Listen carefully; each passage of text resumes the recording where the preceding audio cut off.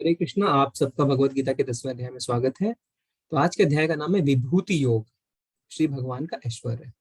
तो इसमें भगवान क्या करेंगे, अपनी विभूतियों, अपने ऐश्वर्यों के बारे में हमें बताएंगे। ठीक है ना। क्योंकि क्या होता है, जब हम भगवान के बारे में जानते हैं, जब उनके ऐश्वर्य के बारे में जानेंगे, तो हमें और आकर्षण बढ़ेगा भगवान की तरफ। है ना। ये तो बहुत प्राकृतिक है ना, कि हम अगर किसी को चाहना चाहते हैं, हम किसी के बारे में जितना ज्यादा जानते हैं, हम उसकी तरफ और ज्यादा आकर्षित होते हैं। तो भगवान अपने इस अध्याय में अपनी विभूतियों के बारे में हमें बताएं। और इस अध्याय की क्या विशेषता है, इसमें चतुर्श्लोकी, एक 4 श्लोक ऐसे आएंगे जिसे हम चतुर्श्लोकी गीता कहते हैं। उन 4 श्लोकों को आचार्य कहते हैं कि पूरे भगवत गीता का वो सार है, समरी है। जिसने उन 4 श्लोकों को ढंग से समझ के आत्मसात कर लिया, उन्होंने भगवत गीता का जो सार है, जो समरी है, उसको समझ लिया। ठीक है, उसको भी हम देखेंगे। हरे कृष्णा।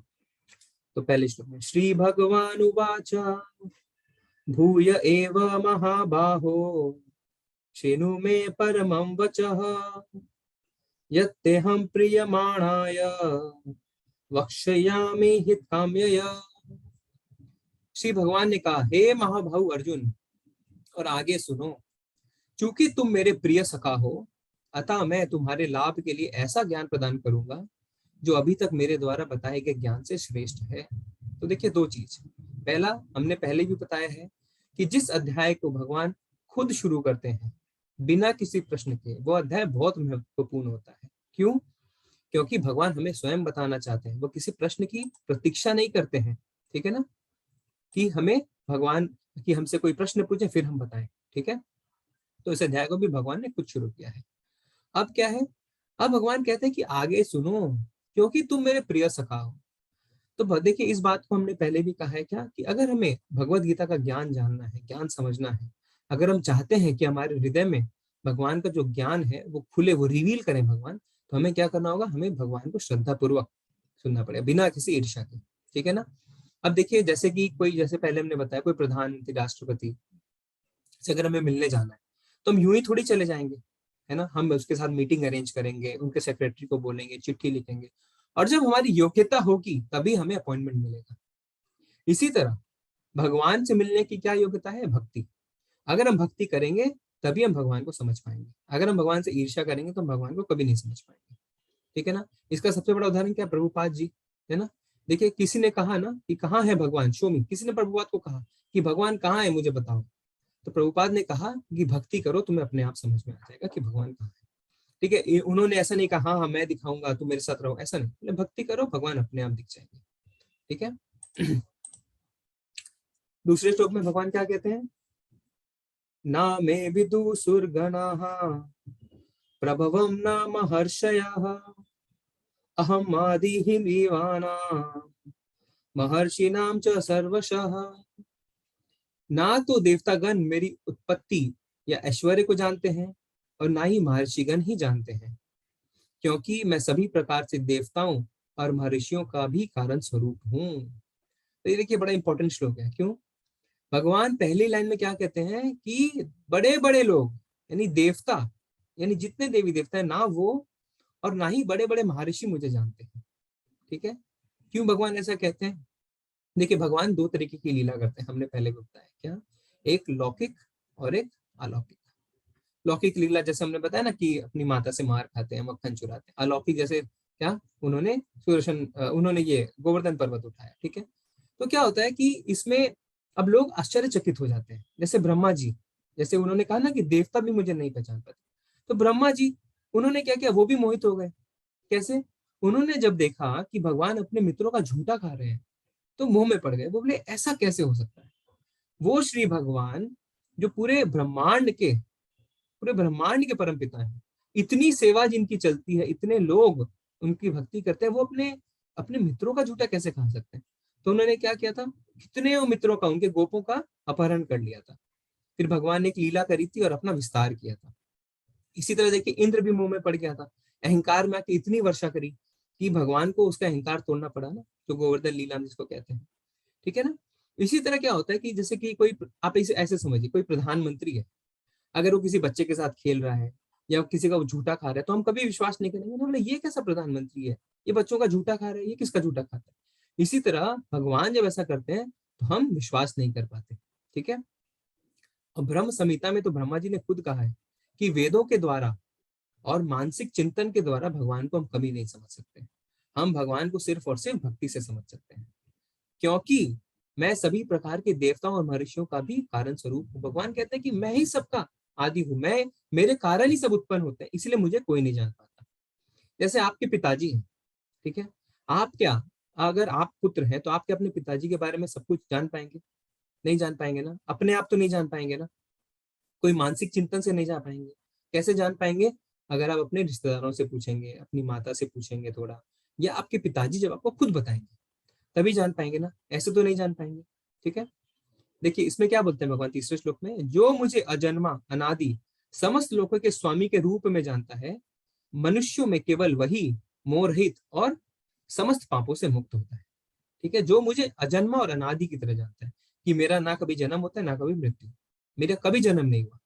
ठीक है, इसी तरह जो भक्त है ना, वो भगवान की भक्ति करके भगवान को जानते हैं, मानसिक चिंतन से या स्पेकुलेशन करके ऐसे नहीं जान पाते। अब ब्रह्मा जी तो खुद वेदों के ज्ञाता, वो बोलते हैं कि सारे वेदों से आप नहीं जान पाओगे, पर भक्ति करोगे तो आराम से जान पाओगे। ठीक है, अब जैसे सूर्य है, अब आप, रात हो गई है, अब आप सूर्य को ढूंढने निकलेंगे कि सूर्य कहाँ है, सूर्य कहाँ है, कितना ही बड़ा टॉर्च ले लीजिए, हेलोजन लाइट ले लीजिए, क्या आपको सूर्य दिखेगा? आपको सूर्य कब दिखेगा?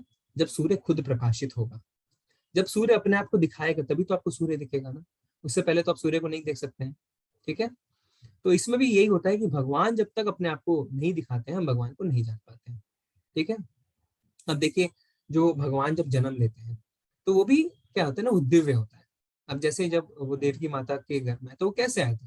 पहले वसुदेव जी के हृदय में आए, फिर वसुदेव जी के हृदय से देवकी माता के हृदय में, फिर देवकी माता के गर्भ में। तो हम सामान्य मनुष्यों जैसे हम जन्म लेते हैं, भगवान वैसे जन्म नहीं लेते हैं, भगवान प्रकट होते हैं। ठीक है ना। सप्त ऋषिगण तथा उनसे भी पूर्व 4 अन्य महर्षि एवं सारे मनु, मानव जाति के पूर्वज, सब मेरे मन से उत्पन्न है, और विभिन्न लोकों में निवास करने वाले सारे जीव उनसे अपहरित होते हैं। ठीक है, तो भगवान क्या कहते हैं कि जो पृथ्वी में मानव का जन्म है वो आरंभ से कैसे होता है, कैसे हुआ? तो भगवान कहते हैं मेरे मन से, मेरी इच्छा से, ऐसे नहीं, मेरी इच्छा से उत्पन्न होते हैं। देखिए यहाँ पे भगवान ने क्या कहा, सप्त ऋषिगण, तो 7 ऋषि हुए, उनसे पहले 4 कुमार हुए, ठीक है, ब्रह्मा जी के 4 पुत्र, और उसके बाद 14 मनु हुए। तो हर मनवंतर में ना मनु बदलते रहते हैं, तो यहाँ से आरंभ शुरू होता है। ठीक है, तो एक बार क्या हुआ, प्रभुपाद जी से किसी ने पूछा कि कैसे जीवन आता है, तो प्रभुपाद जी ने बोला कि आप मेरी किताब पढ़ लीजिए, मैंने एक किताब लिखी है, लाइफ कम्स फ्रॉम लाइफ। तो उन्होंने बोला नहीं, पर हमारे साइंटिस्ट तो बोलते हैं कि हम बंदरों से आते हैं। तो प्रभुपाद जी ने कहा वो बंदरों से आते होंगे, हम तो बंदरों से नहीं आए।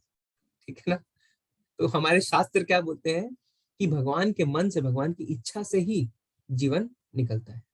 ठीक है, तो जो सप्त ऋषि हुए, जो 4 कुमार हुए, 4 कुमार क्या थे ब्रह्मा जी के, कौन थे? सनक, सनातन, सनानंद और सनत कुमार। ठीक है, सनक, सनातन, सानंद और सनत कुमार, ये 4 कुमार थे ब्रह्मा जी के। फिर उससे पहले क्या थे, उसके बाद हुए सप्त ऋषि यानी 7 ऋषि, और फिर 14 मनु। और मनु जो है वो हर मनवंतर में बदलते रहता है। तो ये सब भगवान के मन से ही, कोई ऐसा नहीं है कि हम किसी बंदर से आए हैं या किसी चिंपैंजी से, ऐसा नहीं होता है। ठीक है ना। हाँ, अब आगे भगवान क्या कहते हैं 7वें श्लोक में, एतां विभूतिं योगं च मम यो वेत्ति तत्त्वतः सोह विकल्पेन योगेन युज्यते नाथ संशयः। जो मेरे इस ऐश्वर्य तथा योग से पूर्णता आश्वस्त है, वो मेरी अनन्य भक्ति में तत्पर होता है, इसमें तनिक भी संदेह नहीं है। देखिए, सामान्यतः लोग जानते हैं कि ईश्वर महान है, ठीक है, ये हम जानते हैं, किंतु वह विस्तृत रूप से यह नहीं जानते कि वह किस तरह से महान है। हम ये तो जानते हैं कि भगवान महान है, पर किस तरीके से महान है हम ये नहीं जानते। यहाँ पर इसका विस्तृत वर्णन बताएंगे भगवान। भगवान आगे अब अपने वैभव के बारे में बताएंगे, अपने ऐश्वर्य के बारे में बताएंगे, जिससे हम ये जान पाए कि भगवान क्यों महान है। महान तो है, पर क्यों महान है। ठीक है, उदाहरण देता हूँ एक, जैसे एक शालिग्राम पत्थर। ठीक है, शालिग्राम हम सब समझते हैं ना, तुलसी विवाह में देखा होगा कि एक छोटा सा काला पत्थर, इसको हम सजाते हैं, शालिग्राम जी बोलते हैं। तो अगर कोई आपको एक काला सा पत्थर लाके देता है तो आप क्या करेंगे? आप बोलेंगे ठीक है, चलो कोई बात नहीं। बट अगर उसकी महिमा के बारे में आपको कोई बताता है कि ये जो शालिग्राम पत्थर है, ये 10,000 साल पुराना है। इसकी पूजा इस गोस्वामी ने करी थी, फिर उसको भगवान ने साक्षात दर्शन दिए थे।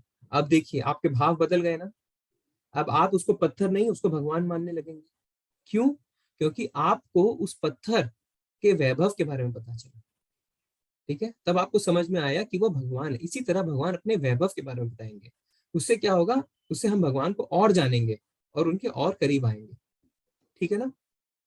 जब हम जानेंगे तभी तो हमें पता चलेगा ना कि भगवान क्यों इतने महान। ठीक है ना? तो अब हम इसके बाद अब हम जो 4 श्लोक देखेंगे, 10.8, 9, 10, 11, इसको हम कहते हैं चतुर्श्लोक। और ठीक है, इसी में ये पूरे भगवत गीता का सार आ जाता है। ठीक है, चतुर्श्लोकी गीता बोलते हैं इसको। बड़े बड़े आचार्य बताते हैं कि इन चतुर्श्लोकी गीता में पूरे भगवत गीता का सार आ जाता है। ठीक है, तो कैसे शुरू करते हैं? 8वां क्या है? अहम सर्वस्य प्रभवो मता सर्वं प्रवर्तते इति मत्वा भजन्ते मां बुधा भाव समन्वितः। तो ये किस चीज से शुरू हो रहा है? अहम सर्वस्य। अहम मतलब आई, आई यानी कृष्ण, मैं। ठीक है, ये चतुर्श्लोकी गीता किस शब्द से शुरू हो रही है? अहम यानी मैं। और जब हम 11वें श्लोक में जाएंगे ना, तो हम देखेंगे किस शब्द से खत्म होती है? भास्वतः यानी इल्यूमिनेशन। ठीक है, तो भगवान क्या कहते हैं? सब कुछ मुझसे आता है, I Krishna, everything comes from me. ठीक है, इसलिए यहाँ पे शुरू होता है अहम सर्वस्व। अब देखिए क्या है, अर्जुन बहुत कंफ्यूजन में था, है ना? उसे यह नहीं पता था कि सही क्या है, गलत क्या है। तो कृष्ण ने क्या किया? भगवान ने उसको सिर्फ ये नहीं बताया कि ये सही और ये गलत, भगवान ने उसको प्रक्रिया बताई कि जिससे आपको पता चले क्या सही क्या गलत। अगर आप प्रक्रिया आपको नहीं बताएंगे तो हर बार आपको किसी के पास जाना पड़ेगा कि क्या सही क्या गलत। पर अगर आपको प्रक्रिया बता दी जाएगी, तब आप अपने आप, आपके जीवन में कैसी परिस्थितियां आप खुद बता पाएंगे कि क्या सही क्या गलत। ठीक है ना? और क्या होगा 11वें श्लोक के बाद, जब तो चतुर्श्लोक की गीता खत्म होगी, तो 12वें श्लोक में अर्जुन घोषणा कर देंगे, डिक्लेयर कर देंगे कि उनको अब सब समझ में आ गया है। तो इसीलिए चतुर्श्लोकी गीता का बहुत महत्व है, क्योंकि इमीडिएट उसके बाद 12वें श्लोक में अर्जुन घोषणा कर देते हैं कि भगवान मैं अब सब समझ चुका हूँ। ठीक है, और देखिएगा किस तरीके से वो प्रूफ देंगे कि सिर्फ मैं नहीं, सब बोलते हैं ऐसा। ठीक है, कि आप ही सब कुछ है, आदि अनादि सब आप है। ठीक है ना? तो इसमें क्या बोलते हैं भगवान? मैं समस्त आध्यात्मिक तथा भौतिक जगतों का कारण हूँ। समझिए, पहले में भगवान अपने बारे में बताते हैं। 4 श्लोक हैं, तो पहले श्लोक में भगवान अपने बारे में बताते हैं। मैं समस्त आध्यात्मिक तथा भौतिक जगतों का कारण हूँ, प्रत्येक वस्तु मुझी से उद्भूत है। जो बुद्धिमान यह भली भांति जानते हैं, वे मेरी प्रेमा भक्ति में लगते हैं तथा हृदय से पूरी तरह मेरी पूजा में तत्पर रहते हैं। देखिए कितना सिंपल है, बट कितना डीप है। भगवान कहते हैं कि जितने भी आध्यात्मिक और जो भी भौतिक है, मैं ही उसका कारण हूँ। बिग बैंग थ्योरी कोई कारण नहीं है, मैं हूँ कारण। ठीक है, और जो इस बात को समझ जाते हैं वो बुद्धिमान है। फिर वो क्या करते हैं? प्रेमा भक्ति में लगते हैं, फॉर्मेलिटी नहीं करते हैं, प्रेमा भक्ति में लग जाते हैं। ठीक है, अब आप देखिए कि आप कह सकते हैं कि भगवान ने तो हमें सूक्ष्म स्वतंत्रता दी है, तो फिर भगवान ऐसा करते ही क्यों है ना? क्यों वो हमें सीधा ही भक्ति में नहीं लगा देते हैं? क्यों इतना गोल गोल गोल गोल घूमते हैं? ठीक है, तो देखिए अगर आपका ऐसे समझिए, कोई माता है, उसका छोटा बच्चा है, ठीक है ना? तो अगर वो छोटा बच्चा बदमाशी नहीं करे, कुछ गलतियां नहीं करे, तो मजा आएगा क्या? आप चाहेंगे वो रोबोट की तरह हो जाए, एकदम सब कुछ सही सही सही करता जाए? कोई भी ऐसा चाहेगा? सब चाहेंगे ना कि जो बच्चा है वो थोड़ी गलती करे, थोड़ी नादानी करे, थोड़ी बदमाशी करे। कोई हम चाहेगा कि मेरा बच्चा रोबोट बन जाए? नहीं ना। इसी तरह भगवान नहीं चाहते कि हम रोबोट बन जाए, वो हमें सूक्ष्म स्वतंत्रता देते हैं। तो आप कहेंगे कि अगर हमें इंडिपेंडेंस मिलती है, स्लाइट इंडिपेंडेंस, तो फिर भगवान हमें गलत करने से रोकते क्यों नहीं? आप ये भी बता सकते हैं। तो देखिए जैसे कि एमसीक्यूज होते हैं ना, मल्टीपल चॉइस क्वेश्चंस। अब उसमें क्या होता है, अगर 4 ऑप्शन है तो 3 सही 1 गलत। ठीक है, तो यानी जो टीचर है उसने खुद एक गलत ऑप्शन दिया है, बट क्या वो टीचर खुद चाहता है कि आप उसे गलत को सिलेक्ट करें? नहीं। 4 ऑप्शन में टीचर ने ही एक गलत ऑप्शन दिया, बट साथ के साथ वो यह भी चाहता है कि आप गलत सिलेक्ट नहीं करें, आप सही सिलेक्ट करें। ठीक है, इसी तरह भगवान ने हमें ऑप्शन दिया है, बट वो ये नहीं चाहते हैं कि हम गलत सिलेक्ट करें, वो ये चाहते हैं कि हम उनकी तरफ जाएं। ठीक है, क्लियर हुआ आपको? अगले श्लोक में आते हैं। मच्चिता मद्गत प्राणा बोधयन्ता परस्परम कथयतंसे माम नित्यम तुष्यन्ति च रमन्ति च। मच्चित्ता मद्गत प्राणा मतलब मेरे शुद्ध भक्त के विचार मुझ में वास करते हैं। विचार, विचार यानी बुद्धि।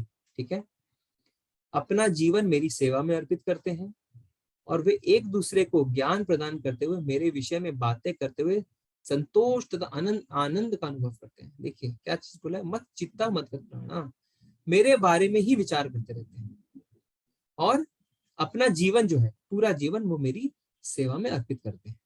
ठीक है, एक दूसरे से मेरी बात करके वो क्या करते हैं, संतोष और आनंद। यहाँ पे देखिए इमोशनल साइड, एक तो उन्होंने कहा बुद्धि, अब आ रहे इमोशंस पे, उसमें क्या कर रहे हैं, तुषंती च रमंती च।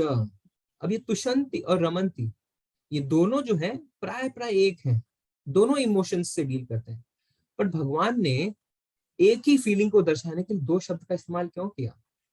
नित्यम तुषंती च रमंती च, रिपीटेशन है। इसमें भगवान क्या बताना चाहते हैं, तुषंती यानी happiness, basic level of happiness, रमंती च यानी आनंद, एक्सटेसी। ठीक है ना, जैसे हम अचानक से हमारे बोर्ड्स का रिजल्ट निकलता है 100%, जो इमीडिएट एक्शन एक्सटेसी एकदम है ना, होता है ना। और बाकी क्या है, आप क्लास में 95 96 लाते तो बेसिक लेवल ऑफ हैप्पीनेस, पर रमंती च यानी एक्सटेसी। तो भगवान कहते हैं कि मेरे बारे में जब वो बात करते हैं तो उनको एक्सटेसी वाली फीलिंग आती है, तुषंती च रमंती च। ठीक है, तो इसमें अब देखते हैं एक एक करके। पहले क्या बोला, मत चित्ता यानी हमेशा भगवान में मन लगा रहता है। तो इससे क्या फायदा होता है कि जैसे आप अपने मन को एक बाल्टी, भरे हुए बाल्टी से कंपेयर करिए, उससे तुलना करिए। तो भरे हुए बाल्टी से अगर आप तुलना करेंगे तो क्या होगा, अगर उसमें कोई गंदे विचार आप डालेंगे, भरे हुए बाल्टी में अगर आप पानी डालेंगे तो पानी तो गिरेगा बाहर, अंदर तो जाएगा नहीं। उसी तरह अगर आपके मन में हमेशा भगवान के विचार रहते हैं तो उसमें कोई भी बुरे विचार बाहर ही गिरेंगे, वो अंदर टिक नहीं सकते। ठीक है, फिर मद गता प्राणा मतलब क्या हो गया कि हर तरीके से भगवान की सेवा करते हैं, इंद्रियों से, बुद्धि से, सब कुछ अपना सर्वोच्च न्यौछावर कर देते हैं भगवान के ऊपर। फिर क्या, बोधयंता परस्परम मतलब आपस में एक दूसरे से भगवान की ही बात करते हैं, और फिर उससे उनको क्या होता है, तुषंती च रमंती च। ठीक है, अब देखिए इसमें एक आता है डिस्कशन की, जो हम कहते हैं कि मन में हमेशा भगवान को वास करना, तो हम कहते हैं कि हम, जैसे हम अगर बाहर जाते हैं, ठीक है, कहीं घर से बाहर, अगर हमारा काम हो जाता है सब कुछ करके, तो अपने आप हमारे कदम घर की ओर बढ़ लेते हैं, है ना। तो उससे हम कहते हैं हमारे घर अपने आप, आपको कुछ करने की दरकार नहीं है, आपके जैसे बाहर के सारे काम हुए आप घर। तो इसी तरह एक इनर होम होता है, हमारे अंदर का होम, तो उसको क्या कहते हैं, इनर होम को आप कैसे पहचानेंगे कि आपके मन में क्या चल रहा है? कहते हैं कि जहां हमारे विचार जाएं, जब where our thoughts go, where where they have nowhere to go, जब हमारे विचारों को कहीं जाने की जगह नहीं है तब हमारे विचार कहाँ जाते हैं, यानी जब हम खाली रहते हैं बिल्कुल तब हमारे विचार कहाँ जाते हैं। उससे आपको पता चल सकता है कि आपकी आसक्ति किस तरफ है, आपके मन में क्या चल रहा है। क्या आप सच में भगवान के बारे में हर समय सोच रहे हैं, या सिर्फ आप बुद्धि के स्तर पे सोच रहे हैं, हाँ मैं भगवान के बारे में सोच रहा हूँ। ठीक है, जब आपके मन में कोई विचार नहीं रहता है तब आपके विचार कहाँ जाते हैं। ठीक है, इस प्रश्न का जब आपको जवाब मिलेगा तब आपको अपने आप इस श्लोक के महत्व समझ में आएगा। ठीक है, अब देखिए प्रभुपाद जी हैं, हर समय सिर्फ भगवान के बारे में सोचते थे। ठीक है, सब कहते हैं भक्त कि उनके पास जाओ तो भगवान को छोड़ के उनके पास कोई बातें ही नहीं रहती थी। ठीक है ना, ठीक है आगे बढ़ते हैं। देख दीजिए,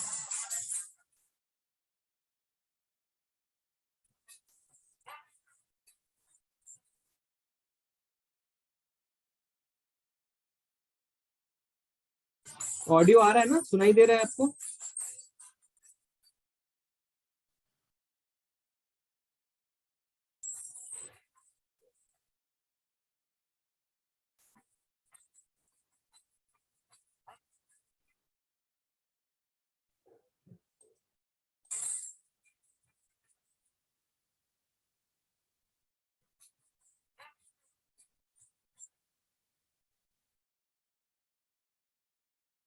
साउंड क्लियर नहीं है प्रभु जी।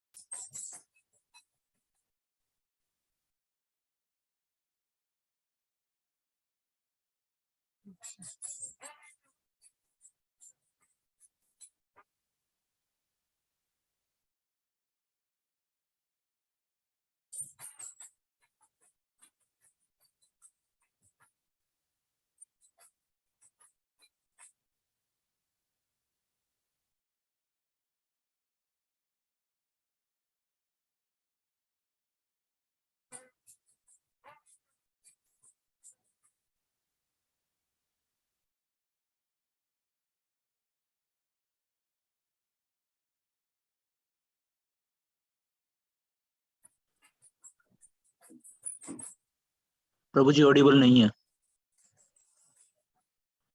अच्छा, ऑडिबल नहीं था क्या? नहीं अच्छा, कुछ भक्त कह रहे थे कि रुक रुक के उनको सुनाई दे रहा है। जी। एक प्रभुपाद जी की एक वीडियो थी। अच्छा, इसी जैसे हमने जो बताया ना कि आपस में एक दूसरे के बात करते हैं, तो उसको हम एक और उदाहरण से हम समझाते हैं कि देखिए भौतिक जीवन में ऐसा नहीं होता है। क्यों? ठीक है, कि क्या होता है उसमें कि जैसे एक रसगुल्ला है, ठीक है, अभी मैं एक रसगुल्ला खा रहा हूँ और विवेक प्रभु को बोल रहा हूँ, विवेक प्रभु ये रसगुल्ला ना बहुत टेस्टी है, पता है बहुत मीठा है, इसके अंदर केसर है और इसके अंदर पिस्ता है और ये है वो है। तो विवेक प्रभु उसका स्वाद ले पाएंगे क्या? वो सोच पाए नहीं ना। बट आध्यात्मिक में ऐसा नहीं होता है। उसमें क्या होता है, अगर मैं भगवान के बारे में बात करता हूँ, उनकी लीलाओं के बारे में बात करता हूँ, तो मुझे जो आनंद आएगा वही आनंद विवेक प्रभु को भी आएगा। तो ये फर्क है, भौतिक में आपको खुद खाना पड़ेगा, पर आध्यात्मिक में श्रवण मात्र से आपको आनंद आने लगता है। ठीक है, अभी एक प्रभु बता रहे ना, क्या लिख रहे हैं, आवाज नहीं आ रही थी बट बहुत आनंद मिला देख के ठीक है, तो ऐसी ही आध्यात्मिक चीज। ठीक है, हाँ, अब 10वें श्लोक में आते हैं। चतुर्श्लोकी का ये अब तीसरा श्लोक आ गया। तो पहले में भगवान ने अपने बारे में बताया, ठीक है ना। अब हम तीसरे में आ जाते हैं। इसमें क्या बताएंगे भगवान कि जो भक्त है उसके बारे में बताते हैं। क्या बोलते हैं, तेषाम सतयुक्तानाम भजताम प्रीति पूर्वकम ददामि बुद्धि योगम तम येन मामुपयान्ते। जो प्रेम पूर्वक मेरी सेवा करने में निरंतर लगे रहते हैं, उन्हें मैं ज्ञान प्रदान करता हूँ, जिसके द्वारा वो मुझ तक आ सकते हैं। ठीक है, तो पहले श्लोक में हमने क्या देखा, चतुर्श्लोक के भगवान ने अपने बारे में बताया। दूसरे में भक्त के बारे में। अब इसमें क्या बता रहे हैं कि किस प्रकार भक्त पे कृपा करते हैं। ठीक है, इसमें बता रहे हैं कि किस प्रकार भगवान भक्त पे कृपा करते हैं। क्या बोल रहे हैं, जो प्रेम पूर्वक मेरी सेवा में निरंतर लगा रहता है। दो शब्दों का इस्तेमाल यहाँ पे आप देखेंगे, प्रेम पूर्वक और निरंतर। फॉर्मेलिटी नहीं, प्रेम से। अब देखिए प्रेम इतनी जल्दी नहीं आता है, इनमें इसका अभ्यास करना पड़ता है, धीरे धीरे आता है। ठीक है, तो उसमें अगर आपको शुरू में ऐसा लगता है कि मेरे अंदर तो प्रेम बहा भी नहीं है, मैं तो फॉर्मेलिटी की तरह कर रहा हूँ, मैंने तो मुझे तो डायरेक्शन मिला इसीलिए मैं कर रहा हूँ, तो कोई बात नहीं, आप धीरे धीरे आगे बढ़िए। कृष्ण प्रेम पाना आसान नहीं है, पर जब आपको कृष्ण प्रेम मिल जाता है तो आपको और किसी चीज की आवश्यकता ही नहीं रह जाती। और इसीलिए कहते हैं निरंतर लगे रहना चाहिए। आपको अपनी साधना में भक्ति के मार्ग पर अडिग होके बढ़ना चाहिए आगे। अब जैसे आप एग्जाम्स में मार्क्स लाते हैं, आपको पता है कि आपका टारगेट है कि आपको 99% लाना, 100% लाना, तो आप अडिग होके लगे रहते हैं ना। परिवार में कोई फंक्शन है, अब वहां नहीं जाते हैं, घर में टीवी नहीं चलाने देते हैं, फेसबुक व्हाट्सएप सब बंद कर देते हैं, है ना। अब एक जगह खाली 3-4 महीने तक लास्ट में एग्जाम से पहले पढ़ते रहे अडिग होके, क्योंकि आपको लक्ष्य आपका पता है। इसी तरह भगवान कहते हैं कि मेरी सेवा अडिग करते रहो, निरंतर करते रहो, तो उससे मेरी प्रेममयी भक्ति आपको जरूर प्राप्त होगी। ठीक है, ठीक है, अब आप लोग देखिए, आप एक कदम अगर आप भगवान की तरफ आगे बढ़ाएंगे ना, तो भगवान बहुत सारे कदम आपकी तरफ बढ़ा देते हैं। अब यहाँ पे हम ध्रुव महाराज का एग्जाम्पल ले सकते हैं। देखिए कितने छोटे से बालक हैं। ठीक है, इनको क्या हुआ था, इनकी स्टोरी आपने सुनी होगी, मैं फिर से थोड़ा बताता हूँ कि ये जब अपने पिताजी के पास गए, तो इनकी सौतेली माँ थी, और सौतेली माँ से जो संतान थी वो पिताजी के गोद में बैठे हुए थे। तो इन्होंने कहा, पिताजी मुझे भी आपकी गोद में बैठना है। छोटा सा बालक है, देखिए 4-5 साल के। तो पिताजी, फिर उनकी सौतेली माँ कहती है कि तुम्हें अगर अपने पिताजी के गोद में बैठना है तो तुम्हें मेरी कोख से जन्म लेना होगा। तो पर पिताजी कुछ बोल नहीं पाए तो बड़े ही दुखी मन से, बड़े ही क्रोध से वो वहां से निकल गए। तो वो अपनी माँ के पास जाते हैं, तो माँ को सब बताते हैं कि माँ, मैं पिताजी के गोद में बैठना चाहता था, किंतु ऐसे उन माँ ने कहा कि तुम्हें मेरी कोख से जन्म लेना पड़ेगा। तो उनकी माँ ने कहा कि बेटा तुम्हारी मदद सिर्फ भगवान कर सकते हैं। उन्होंने भगवान कहाँ मिलेंगे? तो माँ ने यूं ही कह दिया जंगल में। और ध्रुव महाराज सच में जंगल हो लिए, वो सच में जंगल की ओर निकल गए। कुछ भी उनको नहीं पता था कि उनको क्या करना है, बस माँ ने कहा भगवान जंगल में मिलेंगे। अब जंगल में वो इधर से उधर भटकने लगे, भगवान को खोजने लगे, देखने लगे। उनको कहीं कुछ समझ नहीं आ रहा था मैं क्या करूं। तो अब देखिए क्या हुआ, भगवान ने देखा कि हाँ सच में कोई मेरा पुत्र, मेरा बच्चा मुझे प्राप्त करना चाहता है। तो उन्होंने उसकी सहायता के लिए क्या किया, नारद मुनि को भेजा। तो हम जब भगवान की तरफ एक कदम बढ़ाते हैं, भगवान हमारी तरफ बहुत कदम बढ़ाते हैं। तो जब नारद मुनि वहां पे आए, इनको आप गुरु मान सकते हैं, हम क्या कहते हैं, गुरु के शरण में जाओ, भक्तों का संग करो और शास्त्र पढ़ो। तो उन्होंने गुरु को भेजा और नारद मुनि ने इनको बताया कि किस तरीके से आप तपस्या करेंगे तो आपको भगवान की प्राप्ति होगी। तो ध्रुव महाराज ने 6 महीने बहुत कड़ी तपस्या करी। आखिरी समय पे तो उन्होंने अपनी श्वास भी रोक ली। तब कहते हैं कि उनकी तपस्या के बल से पूरा ब्रह्मांड कांपने लग गया। तब सब देवी देवताओं ने भगवान से उन्होंने विनती करी कि आप जाएं और ध्रुव महाराज के आगे प्रकट हो। फिर भगवान ध्रुव महाराज के आगे प्रकट होते हैं और जब उनके सिर पे वो अपना शंख रखते हैं तो ध्रुव महाराज को तुरंत ज्ञान की अनुभूति होती है। वो कहते हैं कि हे भगवान, मैं तो कांच के टुकड़ों के लिए ये तपस्या कर रहा था, मुझे एक राज्य चाहिए था अपने पिताजी से भी बड़ा, पर मुझे अब कुछ नहीं चाहिए, मुझे सब पता चल गया। तो भगवान ने फिर भी उनको सब कुछ दिया। ठीक है, उनको एक बाद में एक खुद लोक दे दिया। ठीक है ना, कहाँ पे लोक दे दिया, ध्रुव लोक जिसको हम बोलते हैं ना, ध्रुव लोक उनका लोक है। उनको पूरा लोक दे दिया जहाँ पे वो बाद में अपनी माँ के साथ थे। ठीक है, पोल स्टार जिसको हम इंग्लिश में बोलते हैं ना, ध्रुव। अब ये आता है चतुर्श्लोकी गीता का आखिरी श्लोक। तेषामेवानुकंपार्थम अहम अज्ञानजं तमः नाश्यम्यात्म भावस्तो ज्ञानदीपेन भास्वत। मैं उन पर विशेष कृपा करने के हेतु उनके हृदयों में वास करते हुए ज्ञान के प्रकाशमान दीपक के द्वारा अज्ञानमय अंधकार को दूर करता हूँ। यहाँ पे क्या आते हैं, गुरु की शरण में जाते हैं तो भगवान क्या करते हैं, भगवान उनके अज्ञान को दूर कर देते हैं। देखिए हमारे जो भौतिक ज्ञान है, physics, chemistry, biology, accounts, commerce, economics, जो भी हम पढ़ते हैं, हमें अंत में क्या मिलता है, पैसे। ठीक है ना, हम ये सब कुछ पैसे कमाने के लिए करते हैं। पर क्या हमारे ये जो चार जो हमारी मेन मुसीबतें हैं, जन्म, मृत्यु, जरा, व्याधि, इसको ये टाल सकते हैं क्या? नहीं टाल सकते। इसके लिए हम पैसे जरूर जुगाड़ कर सकते हैं, पर ये मुसीबतों को टाल नहीं सकते। पर आध्यात्मिक ज्ञान जो है, उनसे हम जीवन की वास्तविक मुसीबतों को टाल सकते हैं। ठीक है ना, तो इसीलिए भगवान हमारे हृदय में चैत्य गुरु कहते हैं, हमारे चेतना में, हमारे हृदय में वास करते हैं, चैत्य गुरु की तरह हमारे मार्गदर्शन करते हैं। देखिए यहाँ पे ऊपर चित्त परीक्षित महाराज का फिर से आता है कि किस तरीके से उनको सुखदेव गोस्वामी ने भगवान की लीलाओं के बारे में बताया जब उनको पता चला कि वो 7 दिन में मरने वाले हैं। और नीचे हमने कल बताया था ना, कपिल मुनि अपनी माँ को देखिए किस तरीके से भगवान के बारे में बताते हैं। तो भगवान के बारे में सिर्फ खुद को जरूरी नहीं है कि पढ़ना है, अगर आप श्रवण भी करते हैं, श्रवण मात्र से आपके मन में भगवान के लिए बहुत प्रेम जागृत होता है। ठीक है, तो ये चतुर्श्लोकी का आखिरी श्लोक था।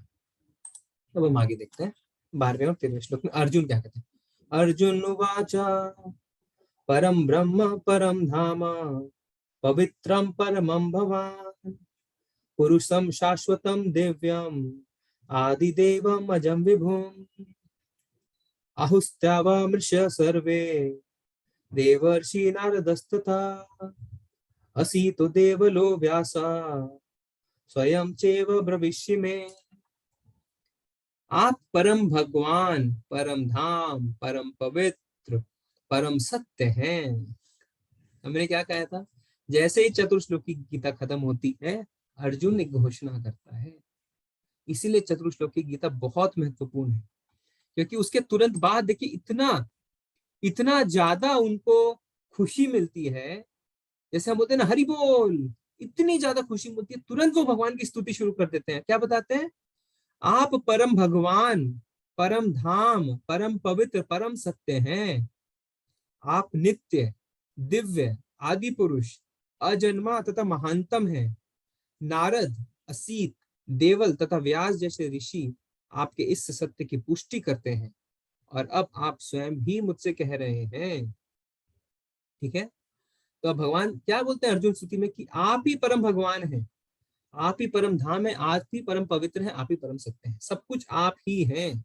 हम एक एक शब्दों में आएंगे, एक एक अर्थ बताएंगे, पर उससे पहले आप कोशिश करिए मेरे एक सवाल का जवाब देने की। भगवान तो खुद कहते हैं बार बार कि अर्जुन तुम मेरे मित्र हो, ठीक है। तो ये तो बड़ा स्वाभाविक है ना, एक मित्र का दूसरे मित्र की तारीफ करना बहुत स्वाभाविक है। तो हम क्यों जान लें कि अर्जुन यहाँ पे ये जो तारीफें कर रहा है, भगवान की स्तुति कर रहा है, वो एक मित्र होने के नाते नहीं कर रहा, बस पूरी तरह से सत्य कह रहा है। क्यों हम माने इस बात को? कोई बता सकता है क्यों? हरीश प्रभु बताना चाहते हैं, बताइए प्रभु जी। प्रभु जी अनम्यूट करिए अपने आप को।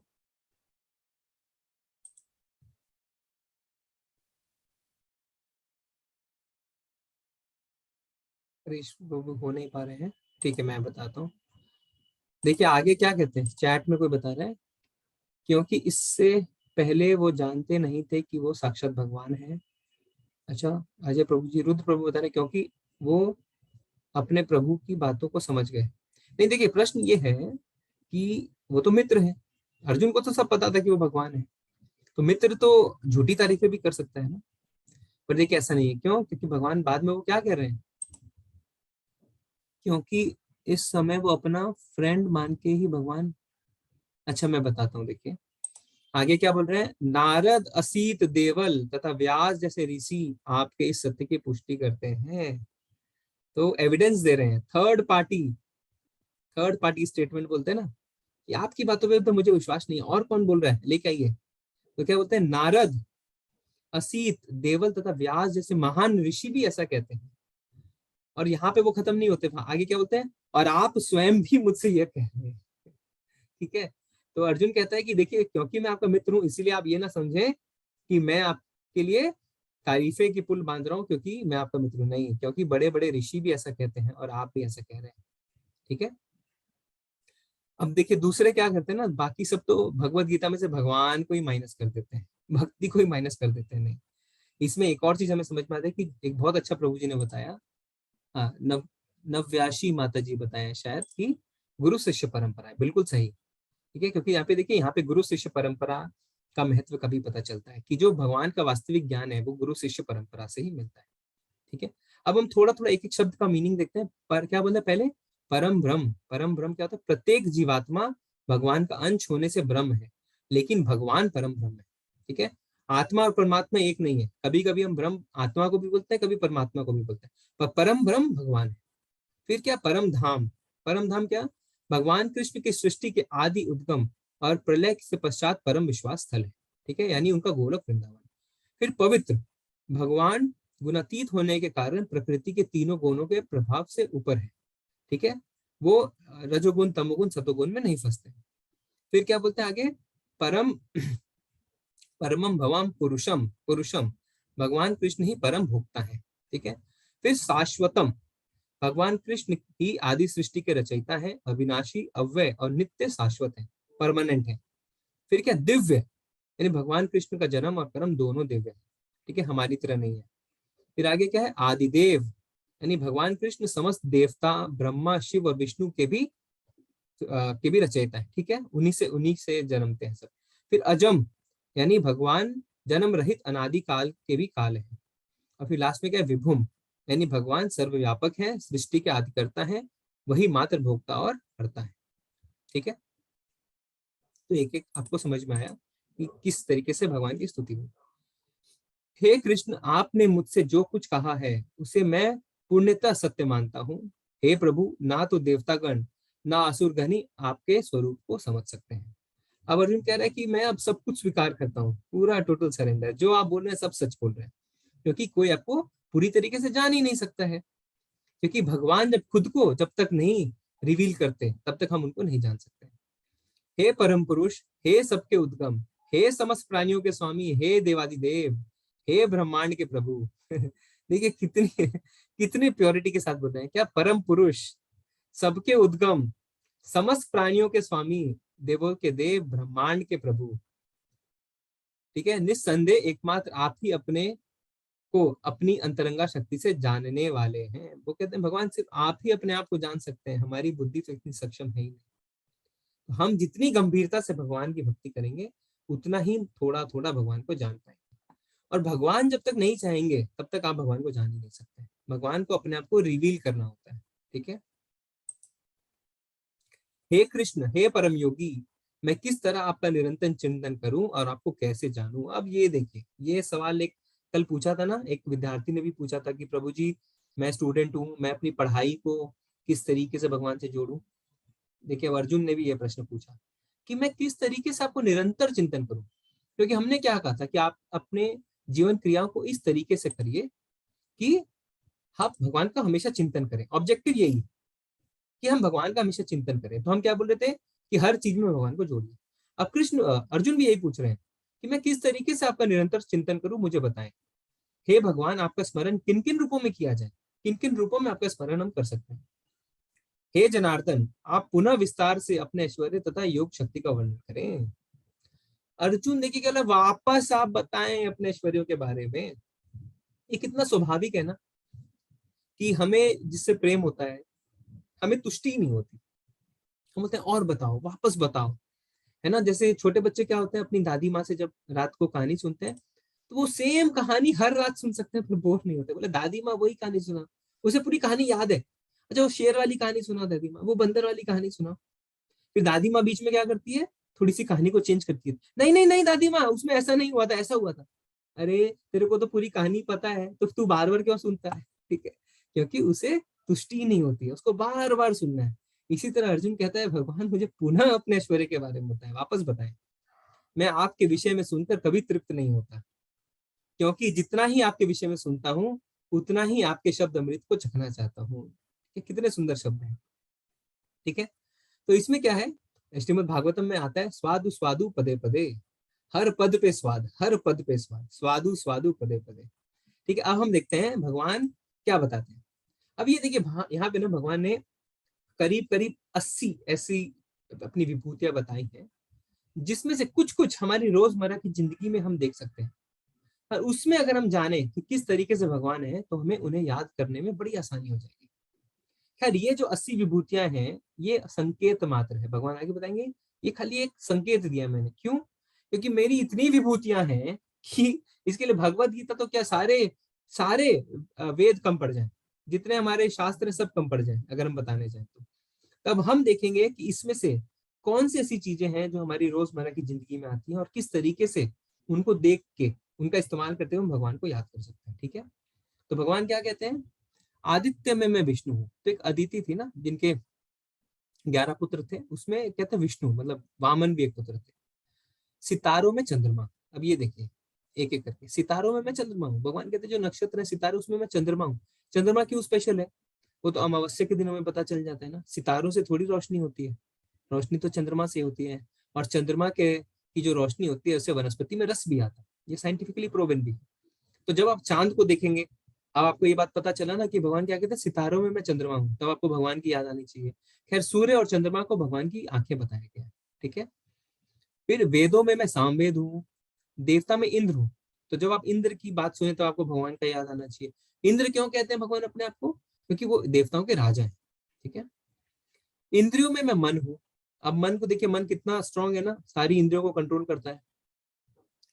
जीवित प्राणियों में जीवित प्राणियों में मैं जीवन शक्ति हूँ। रुद्र में शिव हूँ, यक्ष और राक्षस में कुबेर हूँ, पुजारी में बृहस्पति हूँ, जनरल में स्कंद, स्कंद यानी कार्तिकेय, कार्तिकेय सेनापति होते हैं। ठीक है। जलाशय में मैं सागर हूँ। तो सागर, जब आप सागर को देखेंगे, ओशन को देखेंगे, तब आपको भगवान की याद आनी चाहिए। साधु में भृगु हूँ, ध्वनि में ओम, हमने कल देखा था ना ओमकार। तो जब कोई ओम का मंत्र आता है, पहले तो हम घरों में देखते थे ना कि खाली ओम लिखा हुआ ही कितने लोगों के घर में फोटो टंगी रहती थी। ठीक है। फिर ध्वनि कंपन में ओम हूँ, पवित्र नाम जप, त्याग में पवित्र नाम जप हूँ। देखिए हमने पहले बताया था ना कि भगवान कहते हैं जितने भी यज्ञ जितने भी है उसमें मैं कौन सा हूँ, तप जप हूँ, जप यानी मेरे नाम का जप करें। अचल चीजों में हिमालय हूँ।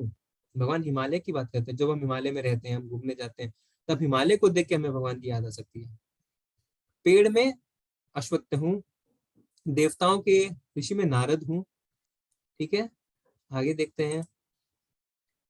पुरुषों में सम्राट हूँ, हथियार में वज्र हूँ, गायों में सुरभि, सुरभि गाय बहुत दूध देती है, कभी खत्म ही नहीं होता है। ठीक है, फिर सांप में वासुकी हूँ, नागों में अनंत हूँ। ठीक है, पूर्वजों में अरम्य हूँ, कानून के रखवालों में मैं यमराज हूँ, दैत्य दानव में प्रहलाद हूँ। ठीक है, वश में करना यानी जो वश में करने में समय हूँ। भगवान कहते हैं समय से बड़ा तो कोई नहीं है ना, देखिए जो आज बहुत ज्यादा शक्तिशाली है कल वो छिन्न हो जाएगा। तो भगवान कहते हैं मैं समय हूँ। जानवरों में सिंह हूँ। ठीक है, अब ये देखिए सिंह है तो इसका मतलब ये नहीं कि आप जब जाएं सफारी में और आपको सिंह दिख जाए तो आप अगरबत्ती और धूप बत्ती लेके उसकी पूजा करने लगे कि भगवान तो कह रहे थे मैं सिंह हूँ, वो तो आपको खा जाएगा। कहने का मतलब ये है कि जो जानवरों में सर्वश्रेष्ठ है वो मैं हूँ। पक्षियों में गरुड़ हूँ, चोदक में हवा हूँ, मछलियों में शार्क। उसी तरह शार्क की पूजा भी मत करने चले जाइएगा, ठीक है ना। तो कहने का अर्थ समझिए कि जो सर्वश्रेष्ठ है उस योनि में वो मैं हूँ। बहती नदियों में गंगा हूँ। तो जब आप गंगा में स्नान करेंगे, जब गंगा आरती करेंगे, गंगा आचमन करेंगे, तब आपको पता चले कि भगवान कहते हैं कि मैं गंगा हूँ। ठीक है, रचना में मैं शुरुआत भी हूँ, अंत भी हूँ, मध्य भी हूँ। विज्ञान में आध्यात्मिक विज्ञान। ठीक है, महिलाओं में प्रसिद्धि, भाग्य, भाषण, स्मृति, बुद्धि, विश्वास और धैर्य हूँ। भजन में भ्रत समा हूँ, कविता में गायत्री हूँ, महीनों में मार्गशीर्ष हूँ, ऋतु में वसंत हूँ, धोखे में जुआ हूँ। ठीक है, फिर बलवान में बल हूँ, वृष्णि में वासुदेव हूँ, पांडवों में अर्जुन हूँ, साधु में व्यास हूँ। ठीक है, इसी तरीके से भगवान अपने बारे में बताते हैं। ठीक है, इन विभूतियों के बारे में देखिए, जैसे वसंत है, भगवान अपने को वसंत क्यों कहते हैं? क्योंकि सर्दी हो, हम बहुत दिनों तक सर्दी रहती है तो उब जाते हैं, गर्मी हो हम उब जाते हैं, बरसात हो हम उब जाते हैं, पर वसंत जब आती है तब हम नहीं उबते, तब हम बहुत खुश रहते हैं ना। तो हमें यह समझना है कि भगवान यहाँ पे संकेत देते हैं कि जो भी चीज है उसमें मैं सर्वश्रेष्ठ हूँ। ठीक है ना। देखिए यहाँ पे भगवान की अलग अलग विभूतियों के हिसाब से चित्र बनाए गए हैं। ये देखिए शार्क है, दिख रहा है आपको, है ना। ठीक है, यही नहीं है अर्जुन, मैं समस्त सृष्टि का जनक बीज हूँ। ऐसा चर तथा अचर कोई भी प्राणी नहीं है जो मेरे बिना रह सके। चर और अचर, ऐसा कोई नहीं है जो मेरे बिना रह सके। हे परंतप, मेरी दैवी विभूतियों का अंत नहीं है। मैंने तुमसे जो कुछ कहा वह तो मेरी अनंत विभूतियों का संकेत मात्र है। तो भगवान यहाँ पे बहुत क्लियरली बोलते हैं कि जो मैंने कहा वो संकेत है, क्योंकि अगर मैं अपनी सारी विभूतियां तुमको बताने गया तो फिर शास्त्र कम पड़ जाएंगे। ठीक है ना। ये सिर्फ हम जिससे समझ सके, हम यह जान सके कि भगवान क्या वैभव है, कितने वैभवशाली है भगवान। ठीक है। हाँ, अब यहाँ पे 41वें और 42वें श्लोक में आते हैं। इसमें वन क्या कहते हैं? यद यद विभूति मत, यद यद विभूति मत सत्वम, श्रीमद ऊर्जितमेव वा, तद्देवावगचति तत्वम, मम तेजो सशंभवम। तुम जान लो कि सारा ऐश्वर्य, सौंदर्य तथा तेजस्वी सृष्टियां मेरे तेज के एक स्फुलिंग मात्र से उद्भूत है। तो भगवान कहते हैं कि जितना भी ऐश्वर्य है वो केवल एक अंश से सब चीज चल रही है, मेरे सिर्फ एक अंश से सब कुछ चल रही है। ठीक है ना। यहाँ पे एक छोटी सी कथा आती है, वो हम आपको बताते हैं। देखिए यहाँ पे भगवान के बाल्यकाल की का चित्र है और एक पत्ते पे है ना। तो इसमें क्या होता है कि जब पांडव जो है वो वनवास में रहते हैं, तो वहाँ पे बहुत बड़े बड़े ऋषियों से वो मिलते हैं। तो वहाँ पे वो मार्कंडे ऋषि से भी मिलते हैं। ठीक है, तो मार्कंडे ऋषि से जब वो मिलते हैं तो कृष्ण भी उनके साथ रहते हैं उस टाइम पे। तो मार्कंडे ऋषि कौन है? उनको ऐसा है कि वो बहुत युगों युगों से है। ठीक है, तो जब पांडवों को पता चलता है कि मार्कंडे ऋषि हैं, उनके बारे में वो जानते थे कितने महान ऋषि हैं, तो वो उनसे पूछते हैं कि आप तो युगों युगों से यहाँ पे हैं, हमें बताएं कि जब प्रलय आता है तब क्या होती है, तो सारे जब जलमग्न हो जाते हैं तब कैसे क्या रहता है, हमें बताएं थोड़ा। तो मार्कंडे ऋषि बताते हैं कि जब प्रलय, आखिरी बार जब प्रलय आई थी तो पूरी सृष्टि जलमग्न हो गई थी, सब जगह पानी पानी पानी। तो मैं तैर रहा था और तैरते तैरते मैं थक गया। जब तैरते तैरते थक गया तो मुझे एक छोटा सा पेड़ दिखा। उस पे, पेड़ की टहनी पे एक छोटा बच्चा लेटा हुआ था। तो मुझे लगा कि जब सारी सृष्टि जलमग्न है तो ये छोटा बच्चा है किसका, ये है कौन? जब मैं इतना सोच ही रहा था तो बच्चा कहता है, हे मार्कंडे, मेरा हाथ पकड़ और ऊपर आ जा, तू थक गया है। ठीक है। अब मार्कंडे ऋषि एकदम आश्चर्यचकित कि ये बच्चा है कौन जो मुझे अपने नाम से बुला रहा है, मैं इतना बड़ा ऋषि हूँ। जब वो इतना सोच ही रहे थे तो इतने में भगवान सांस लेते हैं, वो बच्चा सांस लेता है, और वो क्या होता है, अंदर चले जाते हैं श्वास से उनके पेट में। जब उनके पेट में जाते हैं तो वहां पे एक अलग ही उनको ब्रह्मांड दिखता है। तो वो समझ जाते हैं कि ये तो भगवान है। ठीक है। फिर जब भगवान सांस छोड़ते हैं बाहर, तो मार्कंडे ऋषि बाहर आ जाते हैं और देखते हैं कि प्रलय अब खत्म हो गया। ठीक है ना। तो कहने का मतलब ये है, और फिर जब ऐसा कहते हैं, जब पांडव वहां रहते हैं, तो ये सब बार बार बोलते बोलते वो भगवान की ओर देखते रहते हैं। ठीक है ना। श्याम सुंदर करते रहते हैं और भगवान की ओर देखते रहते हैं। तो सब समझ जाते हैं कि भगवान की क्या लीलाएं हैं। तो सब वहां पे दंडवत प्रणाम करते हैं, भगवान को नमस्कार करते हैं। ठीक है। तो हमें इस बात को समझना है कि भगवान की जो विभूतियां हैं, ठीक है, जो उनका ऐश्वर्य है, वो जो जितना हमें भगवान दिखाते हैं हम उतना ही देख पाते हैं। अनंत लीला है भगवान की। ठीक है ना। ठीक है, आगे देखते हैं। आखिरी श्लोक में आते हैं। अत्वा बहु नेतान नैतेन किम ज्ञातेन तवार्जुन विष्टभ्याहमिदं प्रस्त्रम एकांशेन स्थितो जगत्। किंतु हे अर्जुन, इस सारे विशद ज्ञान की आवश्यकता क्या है? मैं तो अपने एक अंश मात्र से संपूर्ण ब्रह्मांड में व्याप्त होकर इसको धारण करता हूँ। अब भगवान कह रहे हैं कि मैंने इतने ऐश्वर्य तो बता दिए, पर इसकी आवश्यकता ही क्या है? क्यों? क्योंकि मैं तो अपने एक छोटे अंश मात्र से संपूर्ण ब्रह्मांड में व्याप्त होकर इसे धारण करता हूँ। हमने देखा था ना कि जब भगवान श्री कृष्ण अपने आप का विस्तार करते हैं, किसमें? महाविष्णु में। किसी को याद है क्या क्या बताया था मैंने? 3 विष्णु बताए थे ना। किसी को अगर पता है तो बताइए। कि भगवान श्री कृष्ण, कीर्ति माता जी बताएंगे।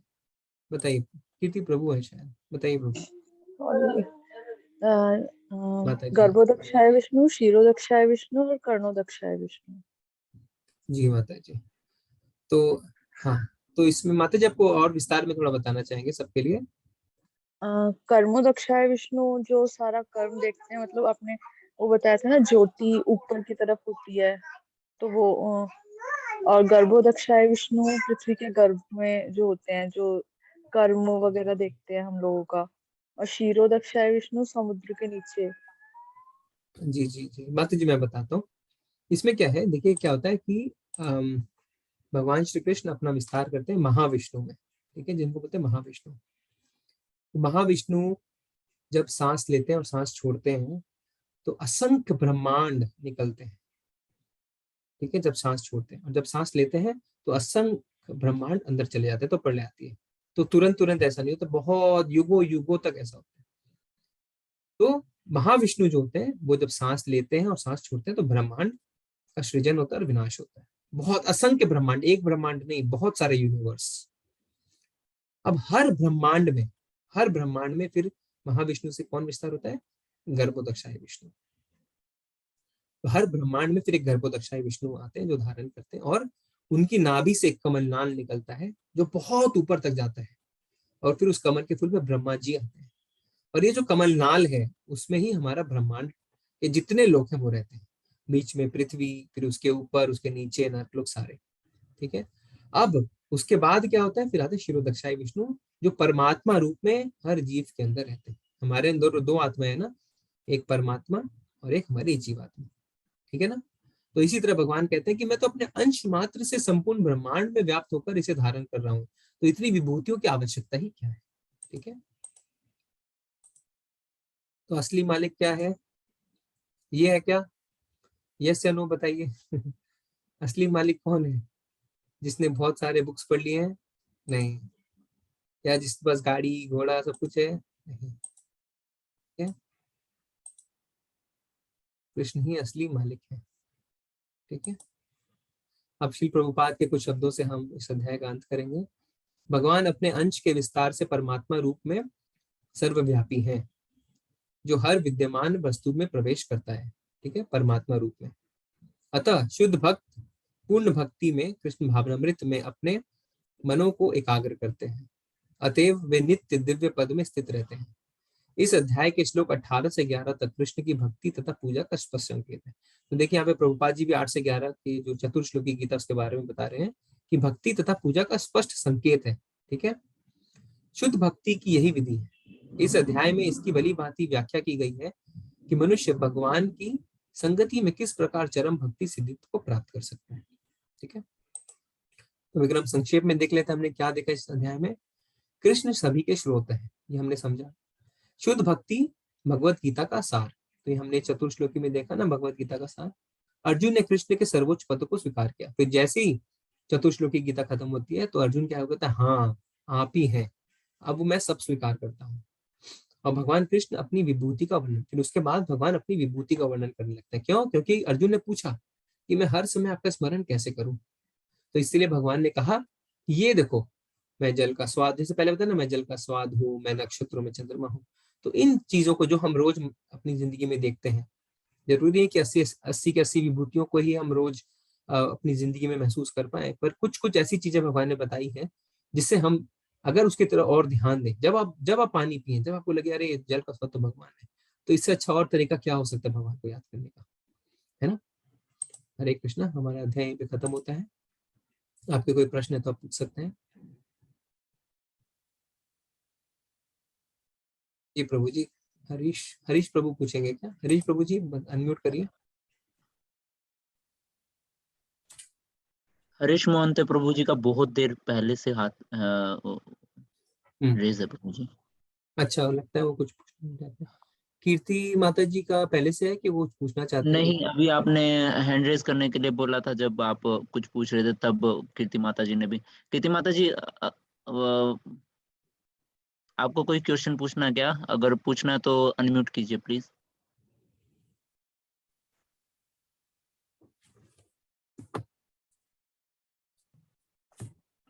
नहीं नहीं है ना?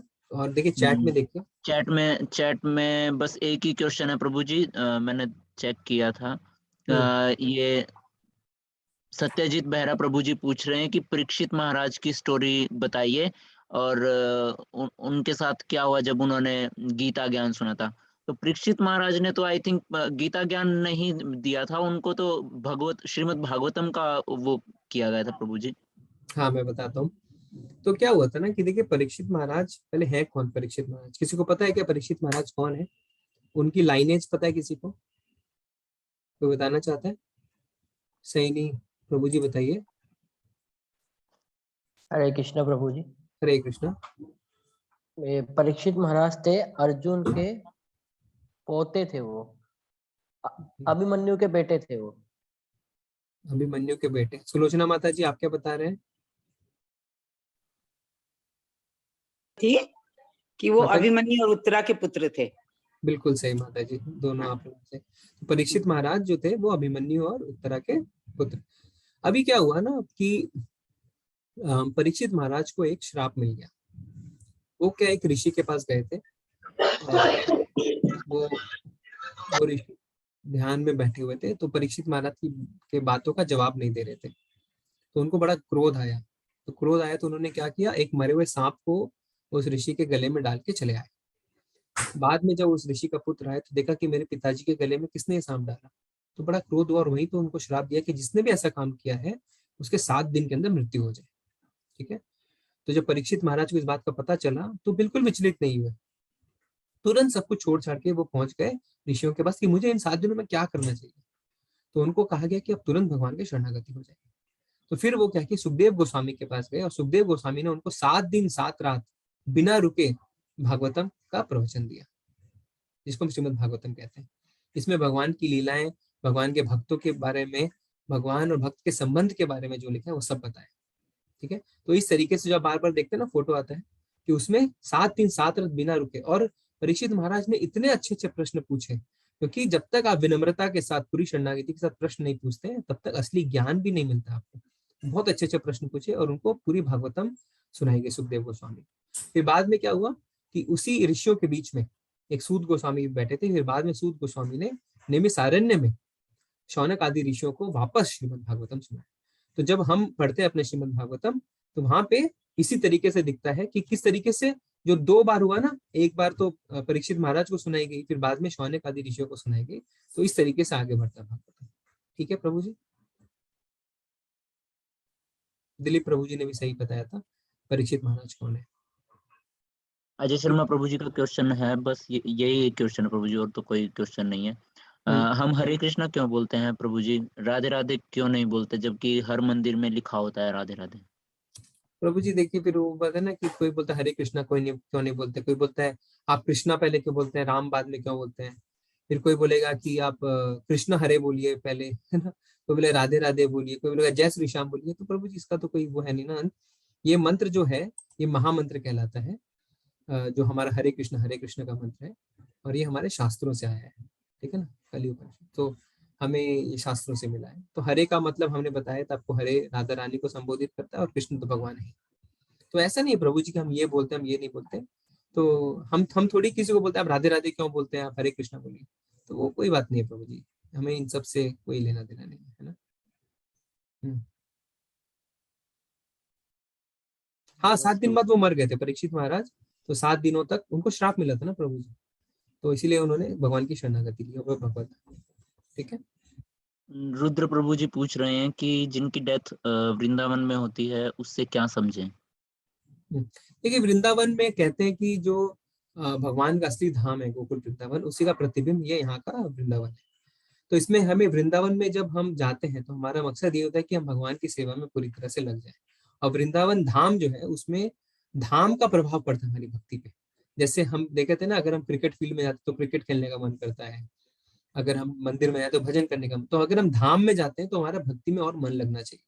पर अगर आप वृंदावन में भी जाके अगर आप दुष्कर्म कर रहे हैं तो आपका तो फिर हाल धृतराष्ट्र वाला होने वाला है ना, कि साक्षात भगवान ने भगवत गीता सुनाई पर कुछ समझ में नहीं आया, है ना। तो सिर्फ हमें यह नहीं देखना है कि भौतिक रूप से हम धाम पहुंच जाएं। धाम हम इसलिए जाते हैं कि हमारा मन और भगवान में लगे, है ना। तो मरते समय तो जैसे हमारे भाव रहते हैं, जो हमने पढ़ा था कि हमारी इच्छा और हमारे कर्म के हिसाब से हमें अगला शरीर मिलता है। जी प्रभु जी। बस प्रभु जी, ये एक क्वेश्चन है बीओएस में तो प्रभु जी का, पहले माता जी ने भी पूछा था यही क्वेश्चन, अच्छे लोगों के साथ बुरा क्यों होता है? तो माता जी, बहुत लोग ऐसा पूछते हैं कि अच्छे लोगों के साथ बुरा क्यों होता है। पर देखिए, ऐसा है कि सबके साथ बुरा होता है, सबके साथ अच्छा होता है। सब आपके कर्मों के हिसाब से होता है। कुछ प्रारब्ध रहते हैं। प्रारब्ध मतलब होता है कि वो आपके पुराने पाप, पुराने कर्म जिनका आपको पाप नहीं मिला है, ठीक है ना। जैसे क्या होता है कि जब हम पाप कर्म करते हैं, कुछ पाप कर्मों का फल हमें तुरंत मिल जाता है। जैसे आपने चोरी की, आपको पुलिस ने पकड़ लिया। पर कुछ पाप कर्म है जो आप बच जाते हैं, वो आपके अगले जन्म में जाके मेच्योर होते हैं, प्रारब्ध बन जाते हैं, फिर आपको फिर उसकी सजा मिलती है। तो होता सबके साथ है। उल्टा ये है कि अगर आप अच्छे लोगों का, कहने का मतलब है कि जो भगवान के भक्त हैं, अगर उनके साथ बुरा होता है ना, तो वो इस तरीके से अपने प्रॉब्लम से बाहर निकल जाते हैं कि जैसे भगवान ने उनका हाथ पकड़ के उनको बाहर निकाला। समस्या तो सबके जीवन में आती है, बट समस्या फिर समस्या नहीं लगती। ठीक है ना प्रभु जी। हाँ, कुछ ये कहते हैं कि जो भक्ति में आते हैं उनको शुरू शुरू में समस्याएं आती हैं। तो मैंने उदाहरण के हिसाब से बताया था ना कि अगर एक बहुत बड़ा आपके पास टंकी, एक सिलेंडर है, उसमें आप गेहूं भरते हैं। तो पहले आपने पाप कर्म किए, अपने काले गेहूं भरे, फिर आप भक्ति करके सुनहरे गेहूं भर रहे हैं। पर नीचे से अगर नल चालू करेंगे तो पहले तो काले कर्म निकलेंगे ना प्रभु जी। पहले तो काले गेहूं निकलेंगे, फिर धीरे धीरे सुनहरे गेहूं निकलेंगे। तो ऐसे ही होता है, शुरू शुरू में हमें लगता है कि और मेरे साथ प्रॉब्लम्स क्यों आ रही है, बट अगर आप दृढ़ रह के आगे बढ़ते हैं तो आप परम आनंद का अनुभव करते हैं। ठीक है। फिनिश प्रभु जी। और कोई प्रश्न नहीं है तो सबको सब समझ में आ रहा है। पर मुझे उल्टा लग रहा है कि शायद किसी को कुछ समझ नहीं आ रहा प्रभु जी, नवयशी सिंह प्रभु जी का क्वेश्चन है, प्रभु जी मुझे ये समझ में नहीं आता है कि छोटी बच्चियों के साथ दुष्कर्म क्यों होता है, वो तो बहुत ही मासूम होते हैं और भगवान का रूप होते हैं, फिर उस समय भगवान उनकी मदद उस समय क्यों नहीं करते प्रभु जी? ऐसे प्रभु जी। देखिए, परेशान ये माफी। प्रश्न ना हमें बहुत लोग पूछते हैं। तो हम यही कहते हैं कि हम सब कुछ नहीं जानते, हम सब कुछ नहीं देख सकते। हम अभी जो है वो देख पा रहे हैं, है ना। हमने क्या पिछले जन्म देखे हैं, हमने उनके पाप कर्म देखे हैं? हमने नहीं देखे हैं ना प्रभु। जो करते हैं उन्होंने तो अपने कर्म बिगाड़ ही लिए हैं, ठीक है ना। तो हम कोई नहीं होते, हम अपनी बुद्धि से समझ नहीं सकते किसके साथ क्यों कैसा हो रहा है। हम असक्षम है, क्योंकि हम जानते ही नहीं है कि उनके कर्म की पोटली कैसी है। ठीक है। तो हम सिर्फ अभी का देख पा रहे हैं, हमें ये नहीं पता कि कौन सही है कौन गलत है। ठीक है। हमें खुद बुरे कामों में नहीं फंसना चाहिए, है ना। हमें भगवान की भक्ति में लगे हृदय शुद्ध करके अपने कर्मों को अच्छा रखना चाहिए, ऐसा है। तो आचार्य ऐसे ही कहते हैं कि हमें हमें सब कुछ नहीं पता है, तो हम नहीं जज कर सकते हैं क्या सही है क्या गलत है, क्यों ऐसा हो रहा है। ठीक है, ये तो आप छोटे बच्चों का बात कर रहे हैं। मैं बोलता हूँ जो जन्म से अंधे होते हैं, जो जन्म से लंगड़े होते हैं, तो उनका क्या दोष है? क्या हमारे पास कोई जवाब है क्या इसका? नहीं है ना। या जो पैदा होने से पहले ही मर जाते हैं, जो पेट में ही मर जाते हैं, उनका क्या दोष है? उन्होंने तो दुनिया भी नहीं देखी। तो हमें नहीं पता है ना, हाँ, कि उनके पिछले जन्मों के कर्म कैसे हैं प्रभु जी। ठीक है ना।